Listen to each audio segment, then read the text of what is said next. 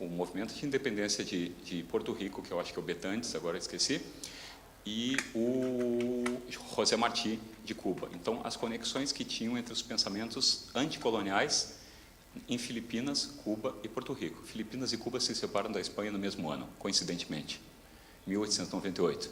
Então, a ideia de América Latina, ela é trabalhada a partir de 1898. E ela é trabalhada também de uma outra lógica que a gente às vezes esquece, que nesse espaço que vai do México para baixo, nós temos uma colonização britânica, holandesa, Suriname faz parte da América do Sul, foi colônia holandesa, a Aruba, Curaçao ainda são parcialmente colônias, né? Guiana Francesa ainda é colônia na América do Sul. E os exemplos que a gente sempre trabalha com a questão afro de jurisprudência internacional vem da onde? Do Suriname, que não aderiu à Convenção 69, e a gente sempre cita o constitucionalismo latino-americano, trabalha muito com a questão dos tratados internacionais, a Convenção 69, e o caso que a gente dá para o afro é justamente um caso de quem não assinou a Convenção 69 e foi condenado pela corte. Então, tem essas várias ironias que a gente vai pagando. Além do mais, o caso mais famoso dos indígenas é da Nicarágua, primeiro, né? Então, a gente tem processos de invisibilização até que ponto a gente tem a questão da América Latina e como é que a gente constrói a ideia de América Latina, que a gente esquece Suriname, Guiana Francesa, que é colônia ainda, Suriname, que foi colônia holandesa, quer dizer, não tem só uma colonização ibérica, né, português e Espanha, mas tem um processo de, inclusive, Porto Rico, uma situação de Estado associado, né, um processo de recolonização depois da declaração de 60, que é a Declaração de Descolonização. Então, tem esses pontos, Porto Rico, Filipinas, Pacífico Negro, a questão da Nicarágua, do Suriname, da Convenção 69. Então, tem vários pontos para questionar a própria questão da América Latina, o que a gente entende como América Latina. Esse é o primeiro ponto, assim, de quadro geral.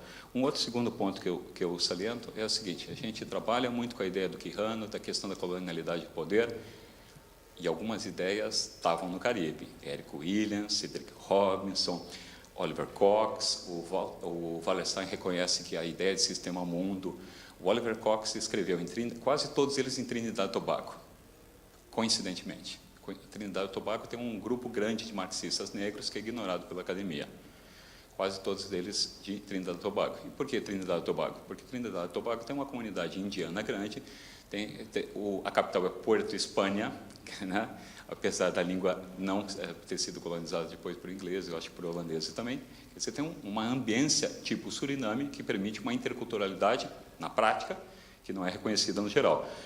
E eles trabalham ali. O Oliver Cox, por exemplo, escreveu, só para dar uma ideia, escreveu uma associação entre classe, capitalismo e casta. Quase ninguém conhece. O Cedric Robinson escreveu Os Marxistas Negros. Trabalhou com a ideia de capitalismo racial. Capitalismo racial. O Eric Williams foi primeiro-ministro de Trinidad e Tobago. Trabalhou com um livro que está publicado em português, Capitalismo e Escravidão, que o Robin Blackburn recentemente recuperou como a American Crucible, algo assim, que agora não lembro. É um tratado assim desse tamanho também. Então, consequentemente, a gente tem um processo de invisibilização da questão afro, inclusive pelo Caribe. Né? E quando a gente discute a questão da colonialidade, a gente acaba ignorando essa herança da discussão afro, dentro da questão da colonialidade. Então, é um processo também de injustiça cognitiva, de silenciamento desses autores e autoras com relação a isso. O último ponto com relação à questão afro, que eu salientaria, eu saliento muito que a gente tem trabalhado bastante com a questão indígena, mas a gente acaba não usando os indígenas, né? A gente não trabalha com a Silvia Ribeira Cuscanque, não trabalha com Fausto Reinaga, que foi marxista, foi indígena, trabalhou na luta indígena. Mas a gente também não cita, por exemplo, o Sapato Oliveira, que é um caso específico da Colômbia.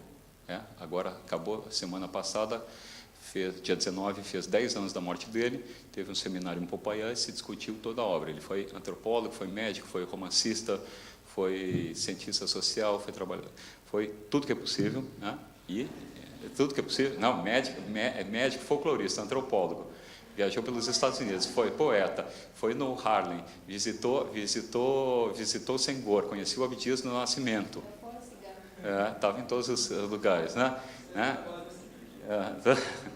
Então, consequentemente, a invisibilização do próprio Zapata e a questão da gente retrabalhar, talvez, a questão da mestiçagem a partir, como dizia o Zapata Oliveira, a partir do afro, a partir do indígena, né, como indianidade, africanidade e tal.